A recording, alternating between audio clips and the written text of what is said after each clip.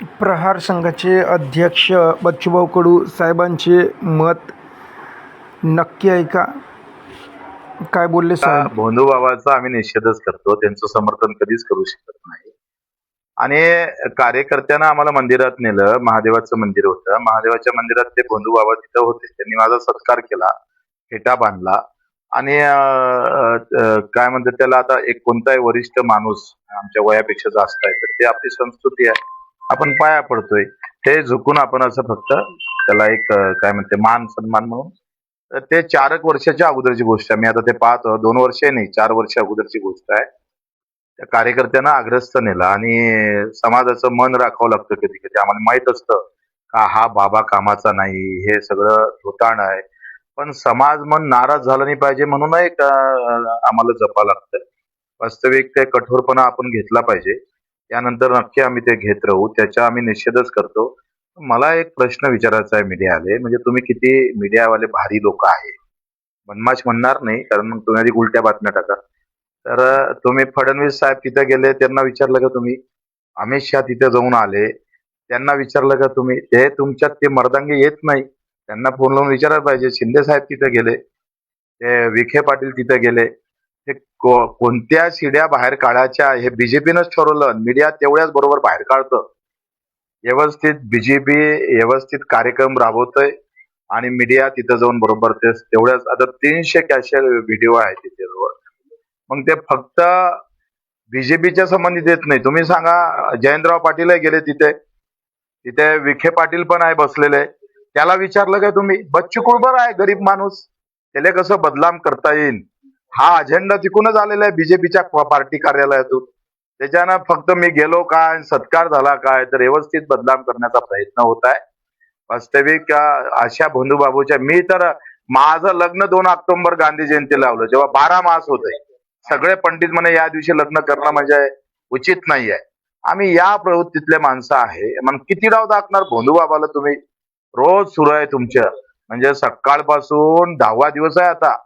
एवढ्या जर आत्महत्या दाखवल्या असत्या ना मीडियानं, कदाचित त्याच्यावर वाचा फुटला असता.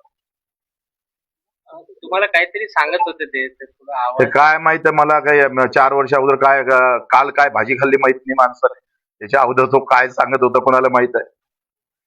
स्वराज्य तिथे जेवढी लोक गेले त्या सगळ्यांची मंत्र्यांचे राजीनामे घेतले पाहिजे अशी मागणी होत आहे. संतांचा महाराष्ट्र कुठेतरी बुवाबाजीच्या मागे जात आहे. अरे राजा, तो बुवाबाजी आता माहित पडला ढोंगी आहे म्हणून, अगोदर थोडा माहित होता. आसाराम बापूच्या भेटीला मोदीजी पण गेले ना. ते तर तो एक तर बीजेपीचे 4 मोठे नेते नाचताना आहे बा आसाराम बापू सोबत. आता ते पंतप्रधान आहे, त्याचा राजीनामा पहिले नाही घ्यायला का? ते झाकून ठेवायचं आणि हा राजीनामा घ्यायचा आहे. हा त्याच्यात प्रत्यक्ष सहभागी असत. कोणासोबत कोणाचा फोटो निघतं, कोणी जातं दर्शनाला, म्हणून त्याला तुम्ही आरोपीच्या पिंजऱ्यात टाकत, चुकीचं आहे ना ते. भाजपचे मंत्री व्हा नंतर भेटा असे बंधू खरात तुम्हाला बोलले असं आता 4 वर्ष अगोदर मला वाटतंय तेव्हा तर मी उद्धव साहेबांचे मंत्री झालो होतो. त्याचं पुरं निदानच चुकीचं निघालंय. त्यांनी सांगितलं भाजपचे मंत्री व्हा आणि पुन्हा मला भेटायला या असं बोलले. पण आम्ही काही कसं आहे, तो अपघात आहे, ऍक्सिडेंटली आम्ही तिथे गेलो, म्हणजे मला माहितही नाही तिथं खरात आहे म्हणून. पण तिथे महादेवाचं मंदिर आहे, तो कार्यकर्ता आग्रह करत होता आणि मग आम्ही तिथे गेलो. आता कार्यकर्ता आहे म्हटलं का त्याला मान सन्मान द्यावं लागतं कधी कधी, बरेचदा असं होतं पण. आणि तिथं ते निघाले, त्यांनी सत्कार केला, हा काही माझा चूक नाहीये. मला असं वाटतं ते काही माझी काही चूक नाहीये. पण त्याला टार्गेट करून आम्हाला बदनाम करण्याचं काम भाजपची जी टीम आहे ते व्यवस्थित काम करत आहे. त्यांना हे दाखवा लागेल मोदी साहेबांचे फोटो वेळ आली तर, ते कशा पद्धतीनं समोर गेले, आसाराम बापूस बाबत ते काय बोलत होते. फडणवीस साहेबाचाही फोटो आहे, दाखवू? हे आहे, हे चंद्रकांतजी उच्च शिक्षण तंत्र मंत्री आहे, उच्च शिक्षण मंत्री आहे. हे आहे. मग याला प्रश्न विचारला का तुम्ही? हे फडणवीस साहेब आहे, हे त्यांचा, यांना प्रश्न विचारला का तुम्ही? नाही विचारत.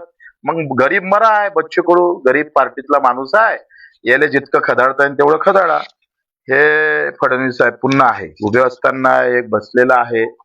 आता अधिक खुद्द आहे भाऊ, काढ रे. हे जयंतराव पाटील आहे आणि हे आहे शाह साहेब, अमित शाह साहेब. इतक्या दुरून आले ते. भेटाले आणि चंद्रकांत पाटील आहे. हे धनंजय मुंडे साहेब आहे आणि हे पुन्हा नार्वेकर आहे, मिलिंद नार्वेकर. आता हे कसं आहे का मी यांना दोष देत नाही, भेटीला जाणं म्हणजे काही गुन्हा नाही आहे. आता लोकांच्या मनामध्ये